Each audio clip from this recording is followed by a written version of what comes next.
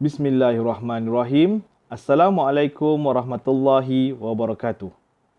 Bertemu kita sekali lagi dalam sesi pembelajaran Sains Tahun 6 bersama saya, Cikgu Raja Dain. Untuk sesi kali ini, kita akan teruskan dengan topik berikutnya iaitu mengira kelajuan. Cikgu harap murid-murid semua sudah bersedia. Rujuk buku teks muka surat 126. Baiklah murid-murid. Untuk sesi kali ini, kita akan cuba untuk mencapai standard prestasi berikut iaitu menyelesaikan masalah untuk menentukan kelajuan, jarak dan masa menggunakan rumus. Mari kita imbas semula apa yang telah kita pelajari dalam sesi pembelajaran sebelum ini. Kelajuan melibatkan ukuran jarak dan masa sesuatu objek yang bergerak. Unit bagi kelajuan ialah gabungan unit bagi jarak dan masa. Baiklah murid-murid semua. Untuk sesi kali ini, kita akan cuba belajar tentang bagaimana untuk mengira kelajuan. Kelajuan mempunyai kaitan dengan jarak yang dilalui oleh sesuatu objek dan tempoh masa yang diambil. Oleh itu, kelajuan boleh dikira dengan cara membahagikan jarak yang dilalui kepada masa yang diambil. Kelajuan boleh dikira dengan menggunakan rumus berikut. Cikgu harap murid-murid semua dapat mengingati gambar rajah rumus kelajuan ini. Bentuk kan satu segitiga. Di bahagian atas adalah jarak, di bahagian bawah laju dan masa. Baiklah, mari kita lihat perkaitan rumus ini dalam menyelesaikan masalah berkaitan dengan kelajuan. Bagaimana menggunakan rumus yang cikgu terjemahkan dalam gambar rajah ini untuk kita dapatkan kelajuan, jarak ataupun masa. Baiklah, kita tengok masalah yang pertama. Ali memandu sebuah kereta dari bandar R ke bandar Q sejauh 120 km dalam masa 1 jam. Kira kelajuan kereta yang dipandu oleh Ali. Baiklah, di sini kita ada dua maklumat iaitu jarak 120 km dan masa 1 jam. Berdasarkan pada rumus ataupun gambar rajah yang cikgu paparkan, kita ada jarak dan masa. Jarak di bahagian atas dan masa di bahagian bawah. Jadi di sini kita boleh terjemahkan sebagai laju sama dengan jarak bahagi masa. Untuk dapatkan laju, jarak perlu dibahagikan dengan masa. Baiklah. Jaraknya ialah 120 km dibahagikan dengan masa iaitu 1 jam. Jadi berapa kelajuan kereta yang dipandu oleh Ali? Okey, kita akan dapat 120 km per jam. Okey, baiklah. Kita tengok masalah seterusnya. Masalah yang kedua. Sani telah memandu pada kelajuan 100 km per jam selama 2 jam sepanjang perjalanan di Lebuh Raya Pantai Timur. Berapa jauhkah Sani telah memandu?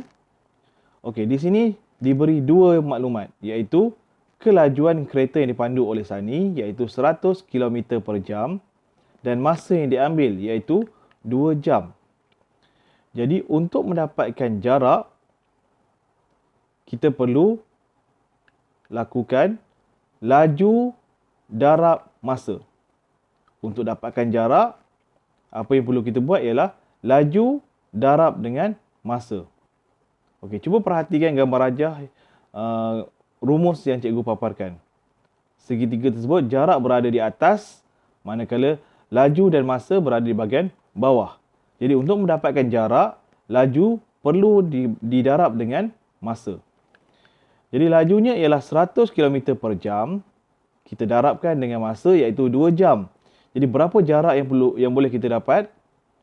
Jaraknya ialah 200 km.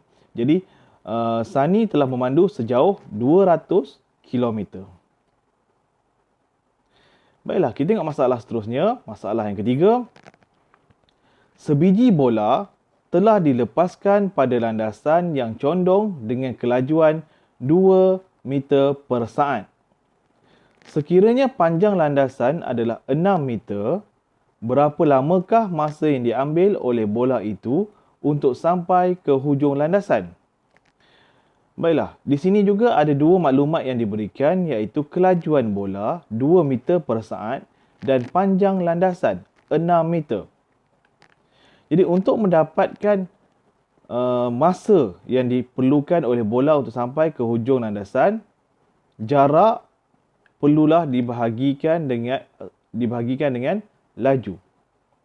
Untuk mendapatkan masa, jarak perlu dibahagi dengan laju ataupun kelajuan.